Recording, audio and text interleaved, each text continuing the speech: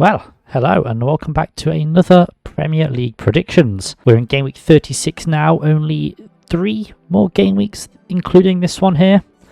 So it's really heating up now, really coming into the business end of the season, and there are still battles going on at the top and the bottom of the league. Only one team has been relegated so far, which we'll come on to, and no one has yet won the title. So it's going to be a very exciting end to the season at both ends. We're going to start off with the Friday fixture of Luton Town versus Everton. Luton Town host Everton as they look to escape the relegation zone in their quest for Premier League survival. Everton are coming back for a win as they beat Brentford at Goodison Park.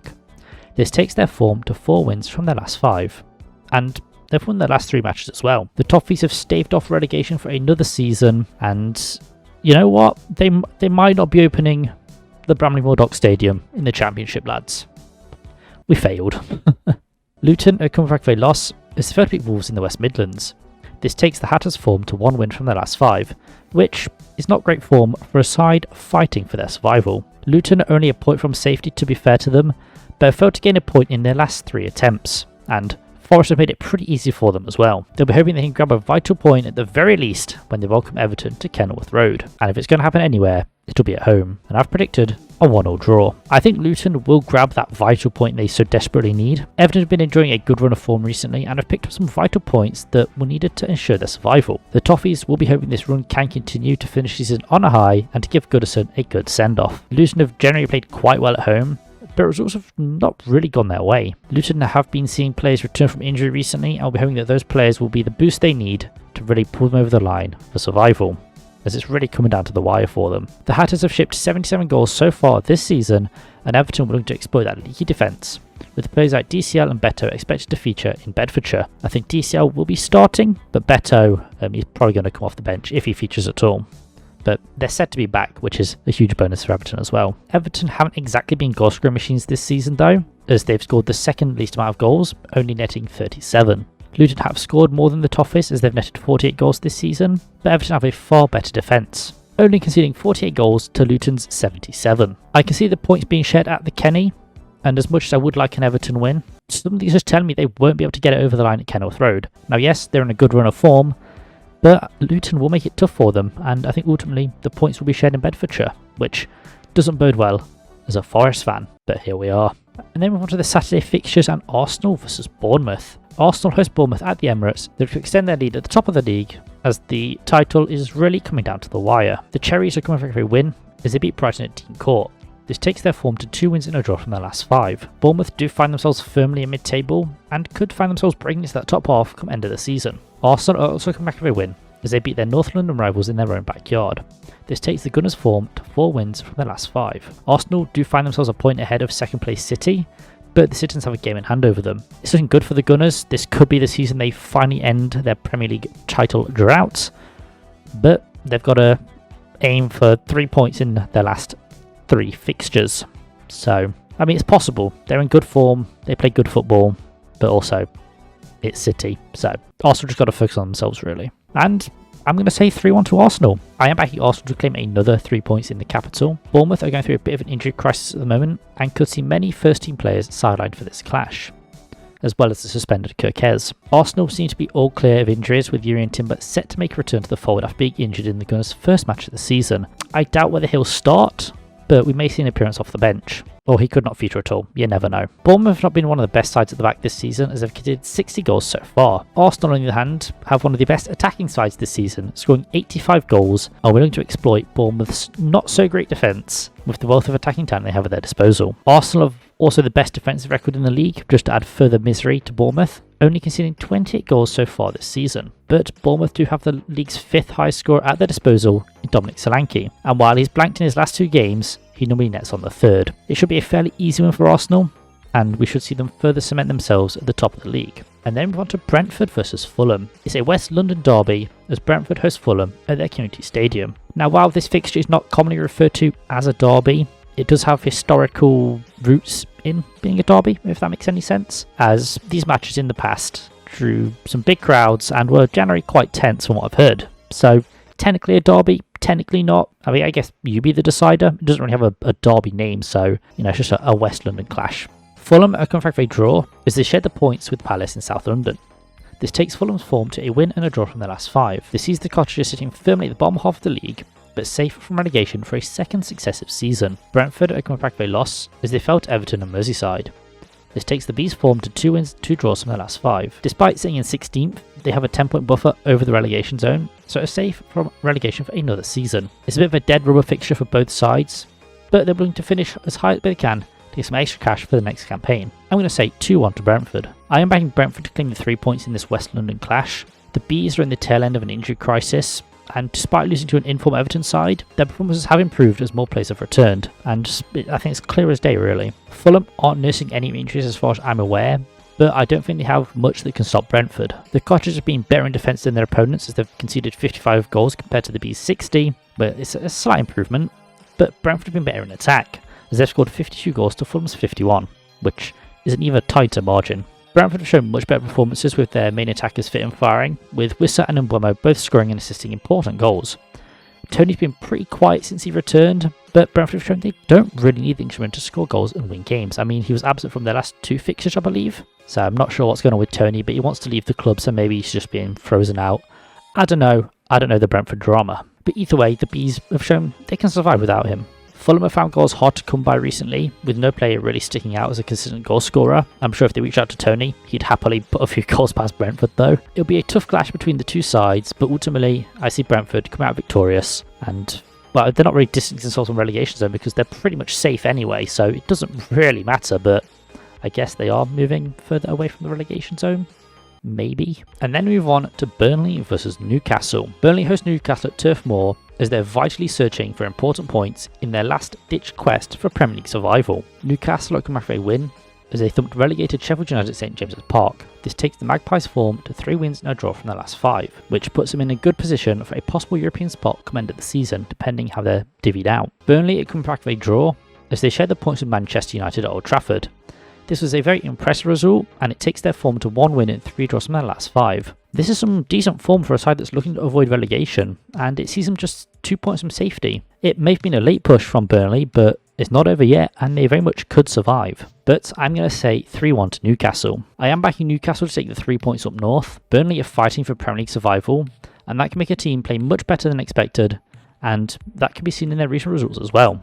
Draws against Brighton and Wolves have been impressive, but the most impressive result was the aforementioned Manchester United draw at Old Trafford. But this is also a Newcastle side that's experiencing some good form at the moment as well, and are looking to secure a European finish at the end of the season. Despite sitting outside the top 6, Newcastle have one of the most lethal attacks in the league, and they've scored 74 goals this season, with Isak contributing to 20 of those. And he also finds himself joint 3rd highest goal scorer in the Prem, level with Watkins. This is in spite of the massive injury crisis that Newcastle have been dealing with as well. They've shown that even with all the injuries they've been dealing with, they can win games, they can score goals, and they can do so very confidently. Burnley haven't been as effective in attack though, scoring 38 goals this season. And the Clarets have also been leaky at the back, conceding 70 goals this season, which gives them the 3rd worst defence in the league. And Newcastle willing to exploit that with their attacking talent. I'm backing Newcastle to claim all 3 points and move closer to securing a European finish come end of the season. And then we move on to Sheffield United versus Nottingham Forest. This is a massive relegation scrap as a relegated Sheffield United hosts a relegation threatened Nottingham Forest at Bramall Lane. Nottingham Forest come back with a loss as they fell to Manchester City at the City Ground, but they performed well despite the result. This takes their form to 1 win and a draw from their last 5, which is not great form for a side looking to avoid the drop and fighting for their own survival. Sheffield United come back with a loss as they fell to Newcastle in the northeast. This takes their form to 1 draw from their last 5, and this result ultimately confirmed Sheffield United's relegation. But that doesn't mean they'll just roll over Forest, and if anything, they'll really turn on against us. You see it often, but many sides that have just been confirmed as relegated do then go on to have almost like a relegation bounce where they beat a bunch of teams and get some points on the board despite it being pointless for them ultimately. And there's a recent history between the Blades and Nottingham Forest which could really make this a heated fixture. I'm going to say a 1-1 draw though. I reckon the points will be shared in Yorkshire. This result is really dependent on what Forest side decides to show up. As I mentioned, Nottingham Forest played well against Manchester City and for swath of the game did look like the better side. But there was one issue. We just could not score a goal to save our lives. We outshot the Citizens, which not many teams can say, but we just couldn't convert, and that was ultimately our undoing. Chris Wood, he's been very clinical this season, one of the highest conversion rates in Europe, but he just couldn't score either. I think ultimately, Woodinho, while he is a brilliant player, I think he might need a rest. Sheffield United have been scoring goals recently, only failing to score once since early March. And Brereton Diaz has been a brilliant signing for the Blades and will probably haunt his former side here. Sheffield United have been the lowest scoring side this season, only scoring 34 goals. But Forest haven't been much better, as they've only scored 42 goals this season. Sheffield United also boast the worst defence in the league as well, as they've conceded 97 goals so far this season. I think 100 goals is confirmed. They've got 3 more games, Forest, and then 2 other teams. I think we're going to reach the 100 goal mark by the end of the season. I'd love Forest to be the ones that net that 100th goal, but I just don't see it happening. After our performance against City, not being able to score a goal, I'd be surprised if we score here. Forest also aren't very in defence either, conceding 62 goals, but is a far cry from the 97 conceded. I do see the points being shared in Sheffield. It may be a fiery fixture, but ultimately, I see it being a draw. And then we move on to Manchester City versus Wolverhampton Wanderers. Man City host Wolves in Manchester as they look to continue their fight to retain their English crown for a 4th successive season. Are we the Farmers? Wolves are coming back with a win as they beat relegation strugglers Luton at the Molineux. This takes their form to 1 win and a draw from their last 5. Wolves have seen a wobble in form recently, but they're a side sitting solidly mid-table, but willing to finish season on a high. Man City come back with a win as they beat Nottingham Forest in the East Midlands. This takes their form to 5 wins from 5, as they're keeping the title race tight and keeping competitive with Arsenal. That result keeps them just a point behind the Gunners, but they do have a game in hand over them, so hopefully they can use that to their advantage if they want to win the league. I'm going to say 3-1 to City. I am backing Manchester City to keep all 3 points in Manchester and to keep their title challenge going. Wolves have not been having a great time with things recently, and that's only been compounded by the injury issues that are slowly mounting up. I can't see them getting anything from this Man City side. Wolves have been a decent side for the most part though. They've conceded 55 goals this season, so while it's not the best defensive record in the league, it's definitely not the worst either. They've also not been that bad in front of net either, scoring 48 goals so far this season, but it does show how much they rely on certain players to score those goals, Hwang and Cunha being the main ones amongst them. Luckily for Wolves, are still fit and firing. Man City find themselves in 2nd, and that's also where they're ranking the goal scoring charts, as well as for goals conceded as well. The Citizens have scored 82 goals this season, with Haaland and Foden being the main attacking forces behind that. They also have the 2nd best defence in the league, conceding 32 goals this season. Wolves have their attackers fit and firing, so I can see them grabbing a goal here, but ultimately I do see Man City keeping the 3 points in Manchester and keeping that title race competitive and keeping it tight with Arsenal. It's really going to go down to the final day, ain't it? Could we see another Aguero moment for either side? That'd be nuts. And then move on to the Sunday fixtures and Chelsea versus West Ham. Chelsea hosts West Ham in a West vs East London clash, as both sides are looking to make a return to winning ways in this mid-table scrap. As I'm filming this, Chelsea are yet to play Spurs, but as this game week kicks off the day after, I won't have had time to get this out before Luton play Everton. So we're sacrificing that fixture, but I don't think it'll have a big bearing on each team's matches, so we're just going to move on. West Ham come back with a draw, as they share the points with Liverpool and East London. This takes the Hammers' form to 1 win and 2 draws from their last 5, as they're looking to secure another season in Europe. At time of writing, Chelsea come back with a draw too, as they share the points with Villa in Birmingham. This takes the Blues' form to 2 wins and 2 draws from their last 5, as they look to finish in the top half of the league and possibly secure European football once again. It's looking unlikely for Chelsea. I don't think they can achieve European football, but I don't know. I don't know how the European spots are getting distributed this season, so they could, but I doubt it. I'm going to say 2-1 to Chelsea. I am backing Chelsea to keep the 3 points in West London. Both teams have not been experiencing some great form as of late, but Chelsea are looking better than their opponents, even if only slightly. The main issue for Chelsea, which has plagued them all season, is their very extensive injury list. I'm struggling to think of a time where they've played their strongest 11 this season. I think they did it in pre-season, but I don't think in an actual league game they've played their strongest 11.